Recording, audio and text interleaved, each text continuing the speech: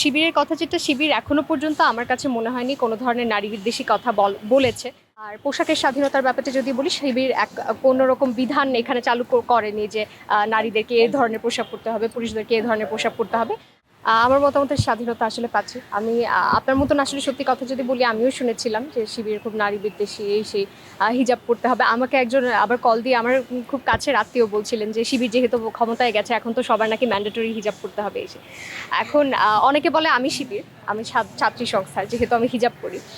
ব্যাপারটা আমার কাছে খুব মজা লাগে, কারণ একজন মুসলিম হিসেবে আমাদের দায়িত্বই হলো ন্যূনতম যে পর্দার বিধানটা মেনে চলা, নামাজ কালাম পড়া ওটা।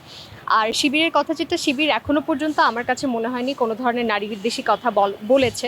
আমি ব্যক্তিগতভাবে এর মুখোমুখি হইনি, এবং আমার আশেপাশে কেউ এখনো পর্যন্ত আমাকে এমন জানায়নি যে তোমাদের ডাকসু শিবিরের অমুক ভাই বা তমুক বোন এরকম কিছু একটা আমাকে বলেছে।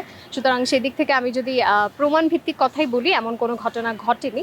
আর পোশাকের স্বাধীনতার ব্যাপারটা যদি বলি, শিবির কোনো রকম বিধান এখানে চালু করেনি যে নারীদেরকে এই ধরনের পোশাক পরতে হবে, পুরুষদেরকে এই ধরনের পোশাক পরতে হবে। আর আসলে সত্যি কথা বলতে কি, ডাকসু এখতিয়ারও রাখে না যে আমরা বলবো যে বিশ্ববিদ্যালয়ে এই ধরনের পোশাক পরে আসতে হবে। এটা পুরোপুরি প্রশাসনের ব্যাপার, এবং প্রশাসনকে আমরা চালাই না, আমরা শুধুমাত্র শিক্ষার্থীদেরকে প্রতিনিধিত্ব করছি। এবং শিক্ষার্থীদের প্রতিনিধিত্ব করতে গিয়ে আমাদের কাছে মনে হয়নি যে শিক্ষার্থীরা এমন কিছু চায় যে একটা ম্যান্ডেটরি একটা হিজাব পরতে হবে বা এরকম পোশাক মেনে চলতে হবে। আর শিবিরও এ ধরনের কিছু করছে না। আমি যেহেতু স্বতন্ত্র, আমার ওই লোকবল ছিল না, আমার সেই প্যানেলটা ছিল না যারা আমার হয়ে প্রচারণা করে দেবে। তো আমার গুটি কয়েক কিছু শুভাকাঙ্ক্ষী ছিলেন, তারা হয়তো অনলাইনে কিছু পোস্ট করেছেন, এবং আমি শেষ মুহূর্তে গিয়ে হয়তো 2 দিন আমি প্রচারণার সময়টা আসলে পেয়েছি। তো স্বতন্ত্র থেকে যদি আমি না করতাম, প্যানেল থেকে করতাম, এই জায়গাটায় হয়তো আমার কিছু সাহায্য আসতো যে আমার হয়ে প্রচারণাটা আমার প্যানেলের লোকটা করে দিত, সেটা আমি পাইনি। আর ঐক্যবদ্ধ শিক্ষার্থী জোটের ব্যাপারটা যদি বলি, আমরা জয়ী হওয়ার পর প্রথম মিটিংয়ে আমরা এই ব্যাপারটায় কথা বলেছিলাম যে এখান থেকে কেউ হয়তো শিবিরের প্যানেল থেকে এসেছে, কেউ আমার মতো স্বতন্ত্র, কেউ হয়তো প্রতিরোধ পর্ষদ থেকে এসেছে, কেউ হয়তো ছাত্র দলের প্যানেল থেকে, যদিও আসেনি।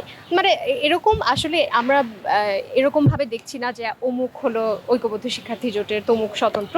এখানে আমরা সবাই ডাকসু। এখন আর কেউ কোন প্যানেল থেকে এসেছিল সেটা সব নির্বাচনের আগের রীতি কথা। এখন যা হচ্ছে সব শুধুমাত্র আমরা একটা মাত্র এন্টিটি হিসেবে কাজ করছি, সেটা হলো ডাকসু। আমরা ঢাকা বিশ্ববিদ্যালয়ের শিক্ষার্থীদের প্রতিনিধিত্ব করছি, এবং সেটা শুধুমাত্র ডাকসুর নির্বাচিত প্রতিনিধি হিসেবেই, কোনো শিবির থেকে না, কোনো ছাত্রদল থেকে না, এরকম করতে।